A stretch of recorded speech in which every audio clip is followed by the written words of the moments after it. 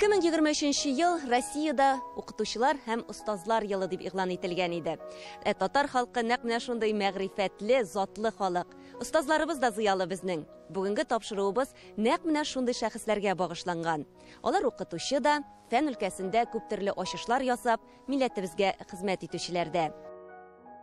Бүгенге тапшыруыбыздагы ылпат шәхесләр 2023 елда юбилейларын уздырды.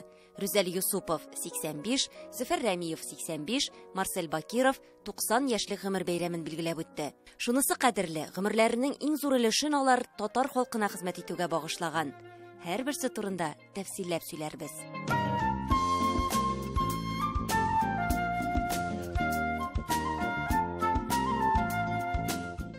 Кичә иртә белән керешкән идем, татарчасы чыккан иде аның кайсыдыр газетта. Гаиләдә мәктәптә дигән. Алар өстендә яшәп торган татарлар өчен дә килеп качакта. Ондыйлар күп бит. Менә и семья, и школа дигән мәкалә язып ташладым мин моны кичә. Төнгә 2-гә кадәр утырып. Эшли башласа, бөтен барлыгы белән шумып, ару талуны белмичә дөньясын онытып эшли ул. Рүзәл Юсуповның 600ләп мәкалә, 70ләп монография, дәреслек, уку ярдәмлекләре дөнья күргән. Туган телебез сагында татарча исеме, русчасы на страже родного языка дип атала. Күрәсез, 500 биткә якын бу шушындый зур. Менә күрәсез, минем үземнең проблема күбес инде. Мәдәният, мәгариф, туган тел, тәрбия, шушындый, ягъни рухи тормыш өлкәсе, аманда гуманитарий өлкәсе. Бу минем кем әйтмешли хоббием. Бу тиздән чыгачак инде. Бу хәзер нәшриятта бу, 1-2 айда чыгачак, Алла бирсә. Зур галим, зирәк җитәкче һәм миһербанлы кеше. Шулай дип тасвирлыйлар Рүзәл Юсуповны якыннан белүчеләр. Тумышы белән үк мәгърифәтле яктан ул. Тукай, Мәрҗәни, Курсавилар туган Казан артыннан.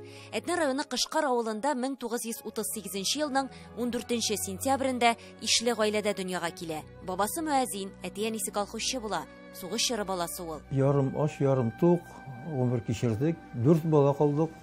Әниебез белән әти фронтта, сугышта булды, башыннан ахырына кадәр.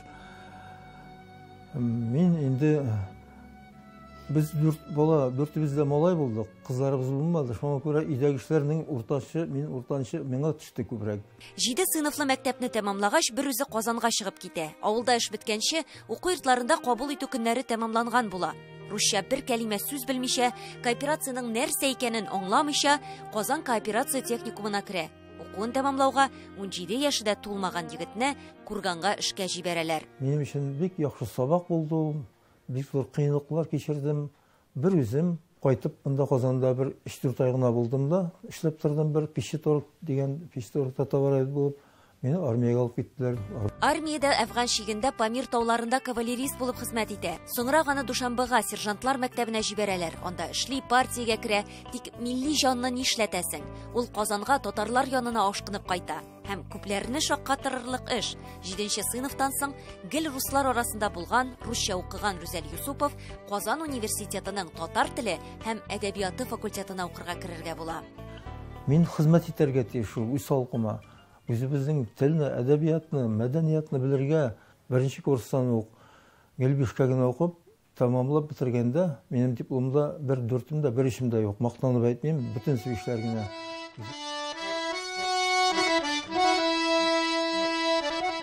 Студент чакта төркемнәре белән авылларда бушлай концертлар куеп йөри алар. Рүзәл Юсупов гармунчы да, биюче дә булган. Концерт алдыннан авыл халкына дөньядагы илдәге вазгыять турында лекция сөйләгән. Ул факультетның комсомол секретаре була. Ленин стипендиясе алып укый. Индивидуаль планда укып, татар теле әдәбияты белгечлегенә өстәп, тәрҗемәче филолог исеме дә алып чыга. 5 курсны 4 елда укый. Радиога тәрҗемәче итеп алалар. Русчадан татарчага катлаулы текстларны, сәяси текстларны, хәбәрләрне Көләнә китәрме, ул гаҗәп авыр булды. Телевидениеда да эшли ул. Аннан диплом җитәкчесе Мирфатых Закиев аспирантурага чакыртып ала. Хылкы шундый гел үзен сыный. Кандидатлык диссертациясе, кафедрада укытучы, ассистент, өлкән укытучы, доцент, профессор. Аннан докторлык диссертациясын яклау. Казан педагогика институтында күп еллар ректор булып эшләве. Аның тормышы үз алдына гел максат кую һәм шуңа ирешүләрдән тора сыман. Табигый нәрсә булды. Үзем өйрәнгән, кичкендәдән эшне эшли башласаң яхшы булырга тиеш. 16 ел дәврендә шушы укытучыларны хәзерләүче зур уку йортының җитәкчесе булган, телгә үзенең мәхәббәтен тәрбияләгән, күпме кешеләрне укыткан, тәрбияләгән һәм бүгенге көндә аның укучылары да инде хәзер мәктәпләрдә эшлиләр. Алар Рүзәл абый салган юлны дәвам итеп, аны ярып баручылар. Без укыган елларда ул ректор вазифасын башкара иде. Күз алдына китерегез, мин аның дәрескәсенә калганын хәтерләмим.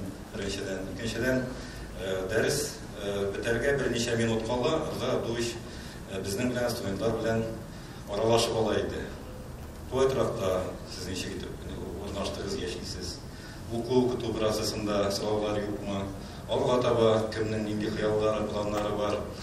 Ягъни һәр дәрес саен без үзебезнең уку йортының ректоры белән турыдан-туры менә шулай итеп аралаша идек. Рүзәл Юсупов бүген дә Казан федераль университетында профессор-консультант. Аның белән һәр вакыт киңәшләшәләр. Аның тәҗрибәсе кадерле. Рүзәл Юсупов Казан педагогика институтында ректор булганда уку йорты бик нык алга киткән. Университет дәрәҗәсенә күтәрелә, бик күп яңалыклар кертелә. Укытучы иң алдынгы кеше булырга тиеш дигән максат куеп эшли ул. Ике телдә дә әзерләдек. Бу безнең өчен бик зур яңалык һәм казаныш булды. Беләсезме? Күп яңа фәннәр кертtek анда. Кирәк. Мәсәлән, җыр укыта башладык. Бөтен студентларга да җыр, музыка өйрәттек. Музыка коралыннан уйный торган итеп, тагын хореография кафедрасы ачтык. Укытучы бит бия дә белергә тиеш. Мотор итеп сөйләү өчен техника речи, культура речи дигән фәннәр һәм башка яңа фәннәр керттек. Хәзер дә бу еллар турында сөйләгәндә күзендә ычкыннар уйный аның. Җитәкчеләр төрле була. Ә менә Рүзәл Юсуповны кеше хәленә керә белә торган, хезмәткәрләренә, студентларга һәр вакыт ярдәм кулы сузарга әзер ректор итеп хәтерлиләр. Минем принцип шундый иде. Таләп тә ит һәм шартлар да тудыр. Гөрләп эшләгән уңышлы кеше янында аяк чалучылар, көнләшүчеләр булмый калмый. Ул елларда Рүзәл Юсупов югары совет депутаты. Бик туры сүзле, фикерен курыкмыйча әйтә торган була. Монысы да кайберәүләргә охшап бетми. Моңа шактый итлек эшләгән кешеләр дә булды. Хәтта юкка гаепләп, шундый мин ревизиялар ясап, мине эштән алуга тәкъдим иткәннәр инде. Мин судка биреп әйбәтләп яңадан Мәскәү судында үземне намусымны саклап калдым. Суд шунда ук немедленно постановить на работу дигән карар чыгарды. Рүзәл Юсупов Татарстанның югары советында иң каршылыклы чорда суверенитет яулап алып, референдумнар үткәреп, татарлыкны күтәрү елларында депутат була. Иң әһәмиятле ул вакыттагы милли мәсьәләләр, мәдәният мәсьәләләре минем җаваплыкта иде. Ул вакытта яулаганның хәзер күбесен югалттык дип борчыла ул. Бу хакта мәкаләләре дә бихисап. Мин мәкаләләрдә язам, атта да бар, тәртәдә дә бар дип. Милләтпәрвәр бул диләр, фән телен әйткәндә шул җитми. Рүзәл Юсуповның тылынык, хатыны Диләрә ярдәмчесе дә кай вакыт хезмәтләренә редакторда була. Галим 500 битлек китапларын кулдан яза, ә Диләрә ханым аларны компьютерда бастыра. Әгәр дә булмаса, минем уңышларым яртысы да булмыйдыр иде, шундый. Тормыш кимәсендә 57 ел йөзәләр. Бер ул, бер кыз тәрбияләп үстергәннәр. Икесен дә башлы күзле итеп матур гына яшибез дигәндә, авыр хәбәр килеп ирешә. Барда алдагы булмый икән шул менә шундый язмыш шулай килеп чыкты. Ашы язмыш балабыз, без улыбыз Фәнис 30 яшьтә дөньядан китеп барды, якты дөньядан фаҗигаль төстә. Мин инде аның ничкәлекләрен сөйләп тормыйм. Оныклары кала, кызлары Диләфрүзнең дә 2 улын сөеп яшиләр. Рүзәл Юсуповның хатын-кызларга багышланган, бәхет турында уйланган мәкаләләре дә бар. Мин канәгать тормышымнан һәм үземне бәхетле саныйм. Мин эшлим, эшләргә тиешәле. Башымда планнар, уйлар бар, тулып тора минем. Тырыш, тынгысыз галим Рүзәл Юсупов. Без дә аны 85 яшьлек гомер бәйрәме белән котлыйбыз. Хезмәтегез милләт өчен кирәк.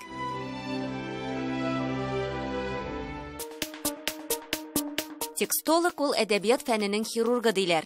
Зөфәр Рәмиев Галимҗан Ибраһимов исемендәге Тел, әдәбият һәм сәнгать институтында озак еллар текстология төркемен җитәкләде.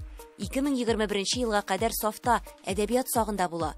53 ел эшләү дәверендә шактый эшләр башкарылган. Шунчалай иҗатын кайтаруга, Резида Ганиева белән бергәләп Нәҗид Умави иҗатын кайтаруга, Галиәскәр Гафуров Шыгтай иҗатын кайтаруга үземнең өлешем кергән дип саныйм.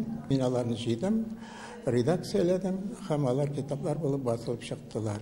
Шунлыктан 20 гасыр башы татар поэзия дигәндә элегрәк бу шагыйрьләрне, язучыларны tilge alу kıyın idi. Çünkü eserleri basılıp çıkmay. Mine alarının basılıp çıkışına benim ölüşüm kirdi. Züfar abi ömrü boyu 28 başı edebiyatın öğrendi. Ol şiir bizning әле һаман өйрәнергә тиешле. Чөнки әле бұл шиырның ғәрәп графикасындагы, газета журналлардагы байтак материаллар әлегә кадәр укучыларга кириллицада килеп җитмәде. Ә үзегез беләсез, ғәрәп графикасындагы язуларны укучылар көннән кими бит. Ул ягы да бар. Икенче яктан ул Тукай һәм Исхакый белән янәшә аларның замандашларын өйрәнде. Аларның иҗаты аша, димәк, без бу büyük şahıslarımızın bizge күренеп җитмәгән кеше буларак, шәхес буларак яңа сыйфатларын ашабыз. Ул тыныч кына, артык шауламый торган, ләкин ул безнең иң кырын аның эшчәне күп кырлы. Шушлар арасыннан текстолог. Бездә текстологны карыйлар, вагыш инде ул фәлән, ләкин ул фәннең нигезе. Анда хәзер шушындый газет журналларда, төрле басмалардагы шушындый ниләрне, текстларны карарга кирәк, аларны чагыштырырга кирәк, аларны бастырырга бергәндә аңлатмалар бирергә кирәк. Бу шул тикле теге ниле сабырлыкны, шул тикле тырышлыкны, хезмәтне сорый һәм билимне сорый. Менә Зөфәр Рәмиев шушлар буенча мин аны беренчеләрдән дип куям. Tilese koysa hizmetini alıp karasam da, tilese koysa makalesini ana ensiklopedyadan, mütercimlerden hata davranmışsın sinanında.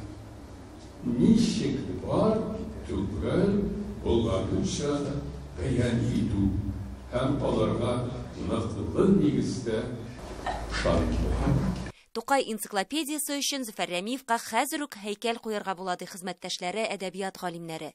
Энциклопедияның баш мөхәррире Зөфәр Рәмиев бу эштә бөтен әдәбиятчыларны туплый. 2 дистә ел тырышлык нәтиҗәсе, 900 биткә якын күләмле хезмәт. Аны рус телендә дә чыгарырга иде, ди Зөфәр Рәмиев. Анда никадәр мәкалә, никадәр материал, бу эшне теге бер җепкә теге дилбегәсен тоту, оештыру, ул алар намус белән, шушындай тыныч кына, сабырлык белән башкарды. Һәм менә бу инде китап чыкты. Бу инде Тукай гына түгел, безнең тарихыбызның, безнең әдәбиятыбызның, безнең рухи мирасыбызның да бер ния шушындай кыйммәтле ядкәре. Зөфәр Рәмиевнең докторлык диссертациясе 20-нчы йөз башында авторлык мәсьәләсенә багышлана. Ул озак еллар Габдулла Тукайның тәхәллүсләрен дә өйрәнде. Гомумән, бөек шагыйрьне өйрәнәсе дә өйрәнәсе әле дигән фикердә ул. Беренчедән, әле бөтен әсәрләрдә табылып бетмәгән. Ни өчен табылып бетмәгән? Тукай үз заманында газеталарда эшләгән бит инде, үзе дә бик ныклап эшләгән, журналларда чыккан, кайбер әсәрләрен псевдоним белән чыгарган, тәхәллүс белән, алар ачыкланмый, кайбер әсәрләре авторсыз да чыккан булырга мөмкин. Кайбер әсәрләрен, мәсәлән, Рафик Исмаилович Хәйтәдриев Уральскийдагы рус газеталарында русчада чыгарган ул дип. Менә мондай излисе әйберләр бар әле. Зөфәр Рәмиев Кама Тамагы районы Уразлы Иске Каратай авылы турында да китап туплап чыгарган. Бу аның туган авылы. Галим 1938 елның 25 июнендә дөньяга килә. Мәктәпнең 10-нчы сыйныфын тәмамлагач 22-нче заводның техник училищесына фрезеровщик булырга укый. Аннан армия сафларына чакырыла. Казан дәүләт университетының читтән торып уку бүлеген 1967 елда тәмамлый. Һәм тормышын төптән үзгәрткән вакыйга диплом җитәкчесе итеп Галим Резида Ганиеваны билгелиләр. Диплом өчен яхшына яздым, ул мине инде 7 мәртәбә яздырам, мин сине дип сөйләгән истәе. Хәзер аны хәтерләмим, бик каты торды миңа. Мине шактый өйрәтте бу. Кинәт кенә һавадан алып язмаска, материалга нигезләнеп, материалларны табып, шуларга нигезләнеп. Менә шунда инде мәхәббәтнең бит башлануын, ул ничек башланды, төгәл минутын, сәгатен әйтеп булмый. 52 ел бергә аңлашып тату яшиләр. Икесе дә тыныч хылыклы, бер-берсенә үпкәләп йөрү юк. Ир баш, хатын муен дигән сүз бар бит инде. Мин үземне баш дип тә, аны муен дип тә күз алдына китерә алмыйм. Бездә тигезлек булды. 2 бала үстерәләр, уллары Булат физик, профессор, Төркиядә университетта укыта. Кызлары Халидә исә 36 яшендә юл һәлакәтендә вафат булган. Фәндә һәм укучыларында юаныч тапкан ул. Без инде чиратлап торып, аспирантлар, фәрвиларда, зидапаларда диссертация яза башлады. Biz инде беребез килә иде, икенчебез көтеп тора, шулай алышынып, буна төнә алар да ятты. Без инде иртүк килеп керәйдек Микшаллыдан килгәндә, Резида апа инде йөгереп шәй табыны әзерли. Шәр абый кайтып керә эштән, һәм инде тиз генә үзенең әйберләрен куеп, шулай безнең янга утырып, безгә булырша. Зөфәр абый турында сөйләгәндә аның шаян теллелеген искә алырга теләр идем. Яшь менә без студентлар бит инде университетны бетергән студентлар килгәчтән аспирантурага керергә безне шундый уен көлке белән фән дөньясына алып кереп китте. Фәнни диссертация язганда инде ул минем фәнни җитәкчем булды. Мин диссертация язган вакытлар аларның гаиләләрендә авыр кайгы булган вакыт иде инде, ләкин шуңа карамастан алар һәр вакыт фәнни эшемә юнәлеш биреп, мин өйрәнгән темага тагын да материаллар табып, шулар белән инде ярдәм итеп тордылар. Ул мугаллим, менә күбебез аңа мөрәҗәгать итәбез без. Инде булса икән, калганлыкта ул инде сиңа турай генә әйтеп бирде. Һәм аның тагын яшь кадрларның республикасындагы хезмәте, докторлык һәм кандидатлык диссертацияләрен яклау сәясәтенең гыйльми сәркәтибе булуы. Бу бит шулкадәр зур хезмәт. Ике галим Зөфәр Рәмиев һәм Резида Ганиеваның китапханәсе бик зур булган. Хатыны вафат булгач, китапларның бер өлешен ул аның туган авылына, Яшел Үзән районы Кече Шырданга җибәрә. Күпмедер китапларны Татарстан Фәннәр академиясына бирә. Тукай әдәби музеенда Зөфәр Рәмиевка меценат билгесе тапшырдылар. Ул музейларга ярдәм итүчеләргә бирелә. Ни язгандыр менә хәзерге вакытта бер җыентык әзерлим үземнең басылмаган хезмәтләремне кертеп һәм үзем турында кешеләр ничек матур яисә ямьсезме әйткәннәр, шуларны җыеп бер китап итеп чыгармакчы теләм. Алар газета, журналларда чыкканладылар, ләкин инде бер китап итеп чыгарырга дигән уем бар. 85 яшендә дә әдәбият белән яши ул. Ниятләрен тормышка ашырырга язсын. Сәламәтлек телибез. La ilaha illallah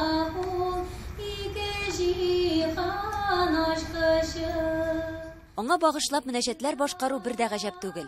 Халкыбызның мәдәни мирасын, юлаларын, гырыф-гадәтләрен, халык авыз иҗатын җентекләп тикшергән шәхес ул. Алай гына да түгел, аларны башкаларга да тапшырып кадерләп саклаучы. Марсель Бакировны затлы фольклорчы, шигырь белгече диләр. Шул ук вакытта курыкмыйча энциклопедист галим дияргә дә була. Әдәбият тарихына бәйле булсын. Гомумән әдәбият сәнгать белән килеп туган проблема булсын. Марсель Хайрназовичның һәр мәсьәләгә үзенең җавабы һәм үзенең дәлиле бар. Ул язган мәкаләләр, ул нәшер иткән монографиялар, дәреслекләр, алар искитмәле дәрәҗәдә югары фәнни нигезгә корылган. Аның хәтере яхшы, гыйлеме нык. Аңлашыла да нәселендә муллалар, мәгърифәтчеләр. 1933 елның 10 декабрендә укытучылар гаиләсендә дөньяга килә. Низәләдә туса да үзен мөслимнеке дип саный. Балалык чоры һәм мәктәп еллары шунда үткән. Репрессия җилләре Марсель Бакировны 5 яшендә әтисез калдыра. Әти заманында ул мәктәп директоры булып эшләгән, әле шул булганнар алдыннан һәм колхоз белән мәктәпнең берләштерелгән партия ишмасы секретаре булган. Шунда аңа яла якканнар. Чөнки ул колхоз милкен урлашучыларның изенә төшкән, яла ягып әтине утыртуга ирешкәннәр. Әти кайтыр дип уйлаган идек, ләкин ул соңыннан аның атылганын соңыннан гына белдек. Гаилә бик авыр яшәгән, чөнки бит враг народа дип аларны җөрткәннәр. Ә менә мондый зур гаиләдән шундый нык адымлы шәхес чыга. Халкы шундый һәр нәрсәгә шикләнеп карый, аннан шуны өйрәнә, төбенә төшә, эзләнә.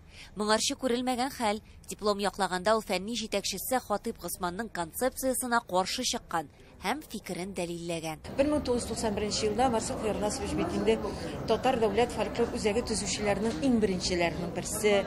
Ул әлеге үзәкнең уставын, концепциясын булдырган кеше. Сөмбелә бәйрәмен сәхнәләштерүгә бәйле иң беренче сценарийларны Марсель абый язды. Концепциясына туры китереп, ул менә аларны эшләде. Аннан тышта гаҗәп күп аның эшләре, хезмәтләре. Татар фольклоры дигән дәреслек төзи, консерватория һәм мәдәният институты студентлары өчен аны рус теленә тәрҗемә итә.